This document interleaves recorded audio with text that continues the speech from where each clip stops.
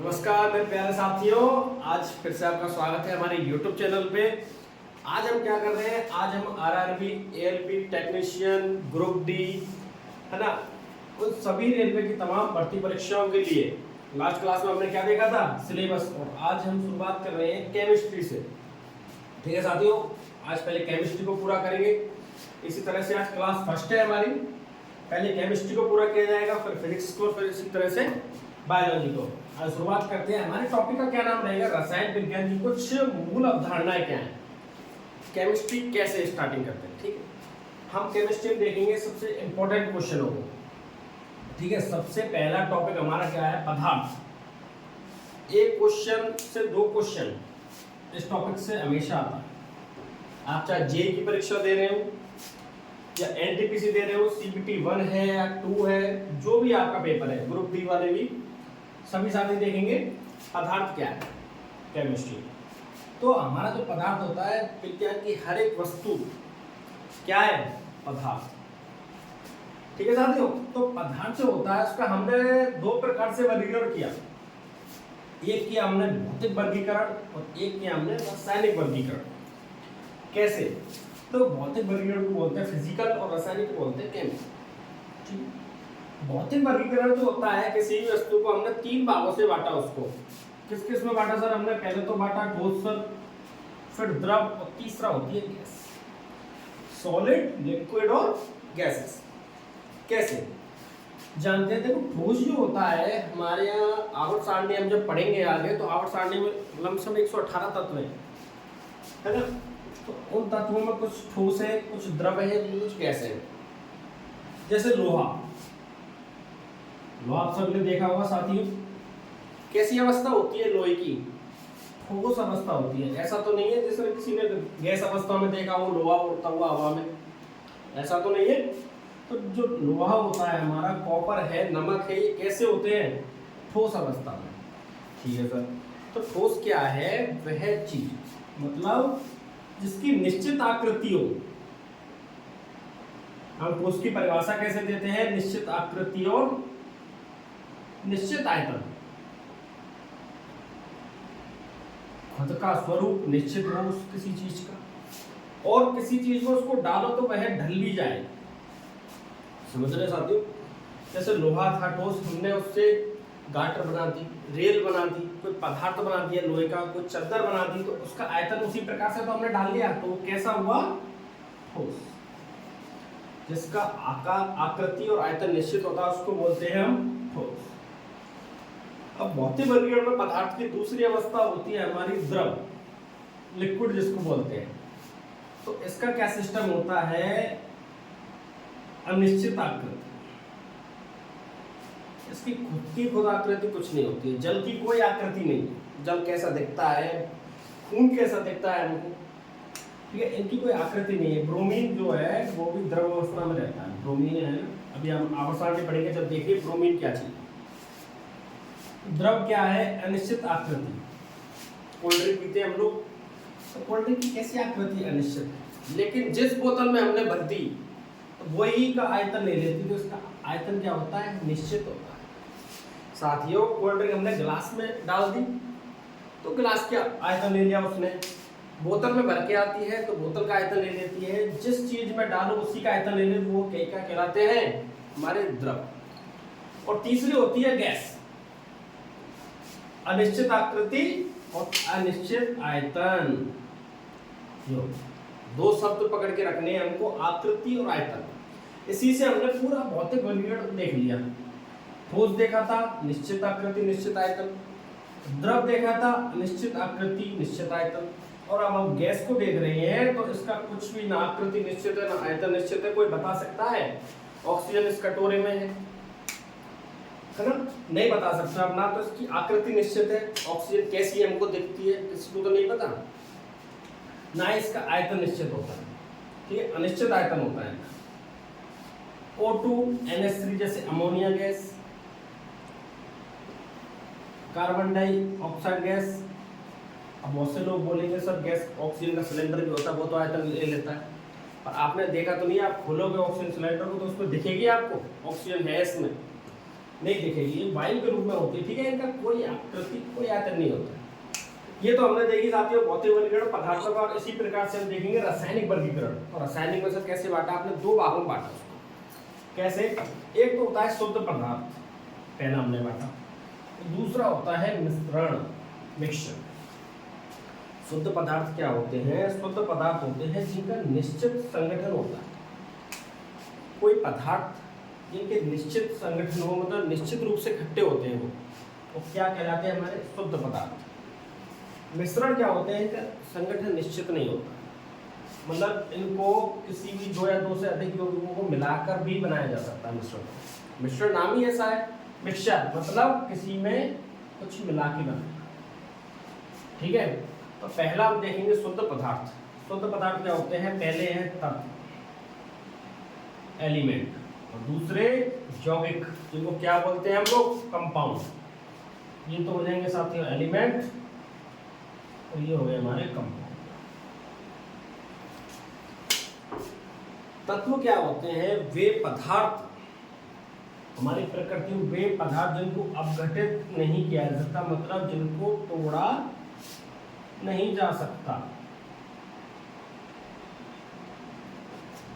Copper, zinc, लोहा, इनको तोड़ नहीं सकते हो आप लोहे को कितना भी तोड़ लो, उसके टुकड़े हो सकते हैं, लेकिन लोहा अलग नहीं होगा टूट के, समझ रहे हो। उनको किसी भी विधि से अलग नहीं कर सकते हो आप, उनको तो कहते हैं तत्व।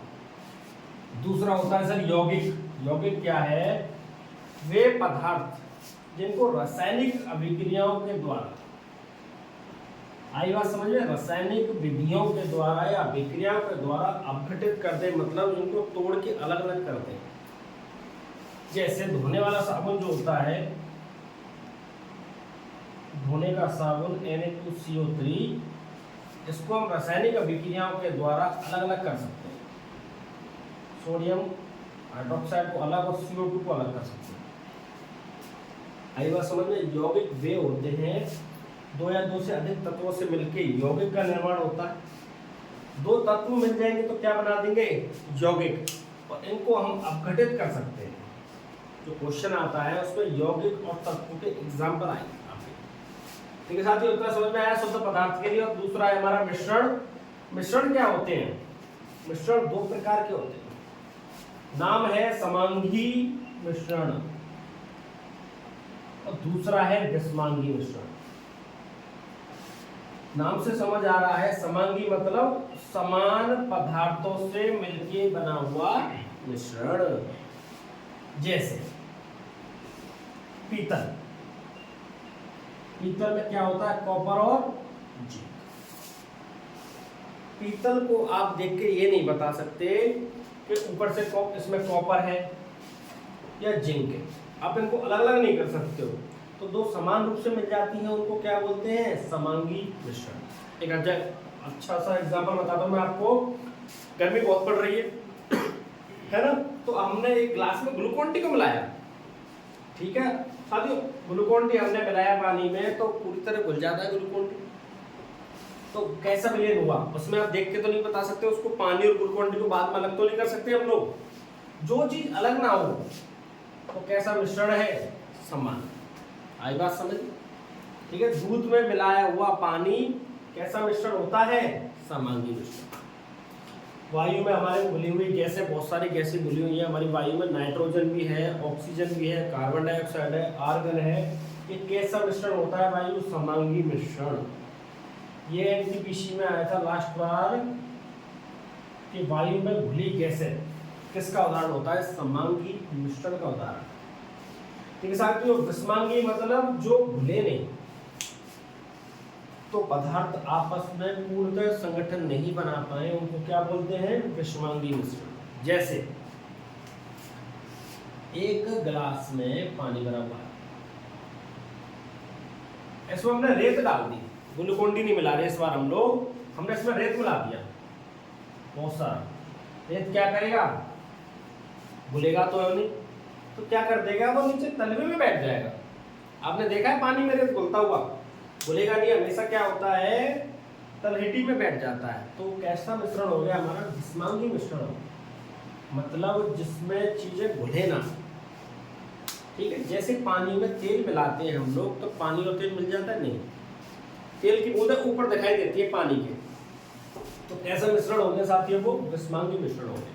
ठीक है, इतना आई होगा आपको समझ में आ गया होगा पदार्थ के बारे में। अब कुछ नियम है, ये नियम डायरेक्ट पूछे जाते हैं।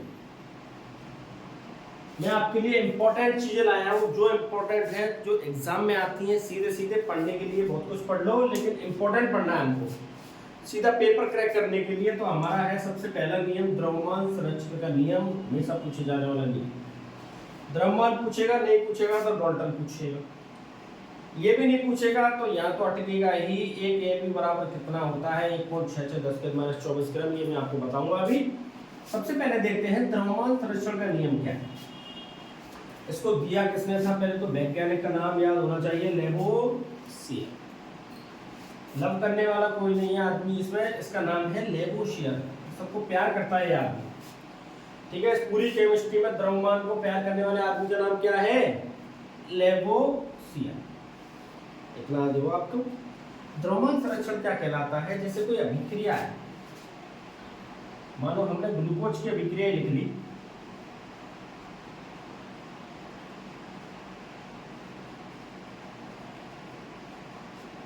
जैसे ये ग्लूकोज C6H12O6 में ऑक्सीजन मिला, तो क्या निकलता है, कार्बन डाइऑक्साइड और जल। ये हमारी श्वसन की अभिक्रिया की रिएक्शन। ठीक है साथियों, ये जो तीर लगा होता है, इससे पहले के सब चीजों को क्या बोलते हैं, अभिकारक। अभिकारक के बाद जो हमको प्राप्त होता है उसको बोलते हैं उत्पाद। माना जैसे ये कच्चा माल हो गया हमारा, ये रॉ मटेरियल है, कच्चे माल की मैन्युफैक्चरिंग करके कोई आइटम बनाया, तो आइटम बनने के बाद जो प्राप्त होता है उसको क्या बोलते हैं, प्रोडक्ट। जैसे समझो द्रव्यमान संरक्षण का नियम क्या कहलाता है, जो जितना हमने अभिकारक लिया हमको उतना ही उत्पाद प्राप्त होता है, मतलब उतने ही ग्राम का उत्पाद हमको प्राप्त होता है। द्रव्यमान संरक्षण के नियम में लेवोसियर ने बताया कि द्रव्यमान कभी नष्ट नहीं होता है और ना ही उत्पन्न होता है। जैसे जितना द्रव्यमान था बाद में भी हमको उतना ही द्रव्यमान रासायनिक अभिक्रिया में प्राप्त होगा, ना घटेगा ना बढ़ेगा। ठीक है, द्रव्यमान संरक्षण के नियम के लिए इतना काफी है। जैसे हमें एक फर्नीचर की कुर्सी बनानी, ठीक है साथियों, फर्नीचर की कुर्सी बनाने के लिए हमें इसमें अभिकारक क्या हुआ, ये तो हमारा कुर्सी तो उत्पाद हो गई। अभिकारक क्या होते हैं, अभिकारक में लकड़ी लेंगे हम लोग, फेविकोल ली जाएगी, माइका लिया जाएगा, कुछ और पदार्थ होंगे वो भी ले जाएंगे, तो वो सारे क्या हो गए हमारे लिए अभिकारक। अच्छे, उससे क्या प्राप्त करें हमने, कुर्सी। ठीक है, ये होता है अभिकारक और उत्पादों का द्रव्यमान समान हो, उसको बोलते हैं द्रव्यमान संरक्षण का नियम। इतना साथी समझ में आया आपको। अब देखते हैं डाल्टन का परमाणु सिद्धांत। ठीक है, थोड़ा सा मिटा देता हूं। डाल्टन परमाणु सिद्धांत, डाल्टन क्या कहता है, हमारी केमिस्ट्री में सबसे छोटा कण कौन सा है, परमाणु। परमाणुओं से मिलके क्या बनते हैं, अणु। इनको इंग्लिश में कहते हैं मॉलिक्यूलर, और अणु को बोलते हैं एटम। इतनी बात समझ में आए। परमाणु क्या होता है, बहुत छोटे छोटे कणों से मिलकर बना हुआ होता है। ठीक है साथियों, परमाणु जो होता है बहुत ही सूक्ष्म कणों से मिलकर बना होता है, उसको बोलते हैं परमाणु। सर परमाणु से भी छोटा कुछ होता है, तो परमाणु से छोटा कुछ नहीं इस दुनिया में, परमाणु से छोटा कुछ नहीं है। तो परमाणु कैसा कण हो गया, अविभाज्य, जिसके और टुकड़े ना किए जाए। तो डाल्टन साहब कह रहे हैं, हमारे डाल्टन ने परमाणु का सिद्धांत दिया, उन्होंने बोला कि परमाणु अविभाज्य कण होता है। ठीक है, परमाणुओं को एक अभिक्रिया में ना तो उत्पन्न कर सकते हैं और ना ही उनको नष्ट कर सकते हैं। जैसे हमने जो हमारा रासायनिक अभिक्रिया देखी थी, अभिकारक उत्पाद की तो डाल्टन ने कहा था कि परमाणु को ना तो हम उत्पन्न कर सकते हैं और ना ही नष्ट कर सकते हैं। इतनी बात समझ में आई डाल्टन के लिए।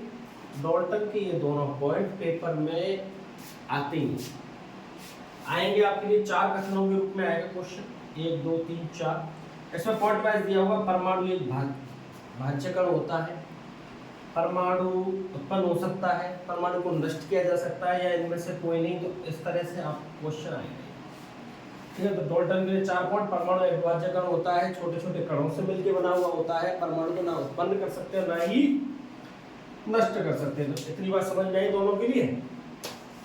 अब लास्ट एक इंपॉर्टेंट क्वेश्चन, बहुत ज्यादा, सापेक्षिक परमाणु द्रव्यमान क्या है। लास्ट ग्रुप डी का आया हुआ क्वेश्चन, शिफ्ट का पता नहीं है, लेकिन पिछली ग्रुप डी में पेपरों में देख रहा था तो ये आया था सापेक्षिक परमाणु द्रव्यमान 1 AMU बराबर कितना। AMU पर बताऊंगा कैसे निकलता है। तो सापेक्षिक परमाणु द्रव्यमान का फॉर्मूला क्या होता है, तत्व के एक परमाणु का द्रव्यमान। जैसे हाइड्रोजन,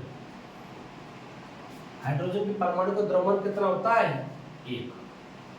ये द्रव्यमान निकालना मैं सिखाऊंगा अगली क्लास में आपको कैसे निकालते हैं। जैसे सोडियम, सोडियम का परमाणु क्रमांक होता है 11, द्रव्यमान होता है 23।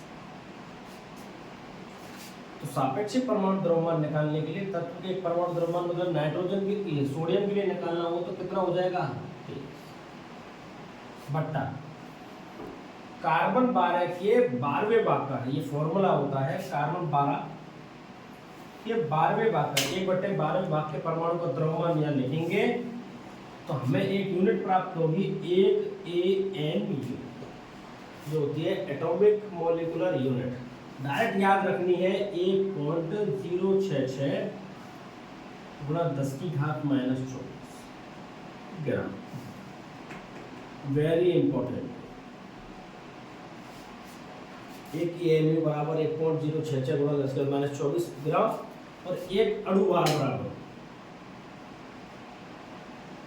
अणुभार होती है 6.023 गुणा 10⁻23 परमाणु पर मोल।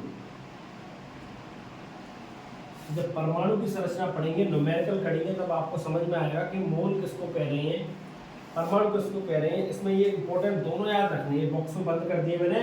1 AMU बराबर होता है 1.066 गुणा 10⁻24 ग्राम और एक अणुभार बराबर होता है 6.023 गुणा 10⁻23 परमाणु पर मोल। ठीक है साथियों, आज की क्लास इतनी रहेगी हमारी रसायन विज्ञान कुछ मूल अवधारणाओं के लिए पदार्थ की। अगली क्लास में अब क्लास दूसरी शुरू करेंगे तो उस क्लास में हम पढ़ेंगे सबसे इंपॉर्टेंट टॉपिक परमाणु की संरचना के बारे में। ये हमारी अगली वीडियो रहेगी परमाणु संरचना के लिए। वीडियो पसंद आई तो वीडियो को लाइक, शेयर और सब्सक्राइब करना ना भूलें। बहुत बहुत धन्यवाद। मिलते हैं अगली क्लास में।